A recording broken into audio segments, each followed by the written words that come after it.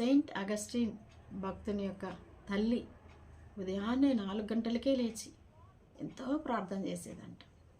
దేవుని సన్నిధిలో ఎంతో మొరపెట్టేదంట. ఆమె మూలుగులు, ఆమె చేసే ప్రార్థన వాళ్ళ కుమారుడు పడకలో ఉండి వినేవాడంట. కానీ అగస్టిన్ బ్రతుకు మాత్రం, జీవితం మాత్రం భయంకరంగా ఉండింది. తల్లి ప్రార్థన పరురాలే, కానీ అగస్టిన్ మాత్రం లోకంలో తిరుగుతూ ఉన్నాడు, ఇష్టానుసారంగా జీవిస్తూ ఉన్నాడు. తన జీవితం అంతా మరి తన బ్రతుకును పాడు చేసుకుంటూ వచ్చినాడు, పాపంలో జీవిస్తూ వచ్చినాడు. తల్లి అయితే ప్రార్థన చేస్తూ ఉంది. అయితే ఒకరోజు అగస్టిన్ భక్తుడు యేసుక్రీస్తు ప్రభువును తన సొంత రక్షకునిగా అంగీకరించినాడు. ఆయన రక్తంలో తన పాపాలన్నీ కడుక్కున్నాడు. తన పాపి అని ఒప్పించబడ్డాడు.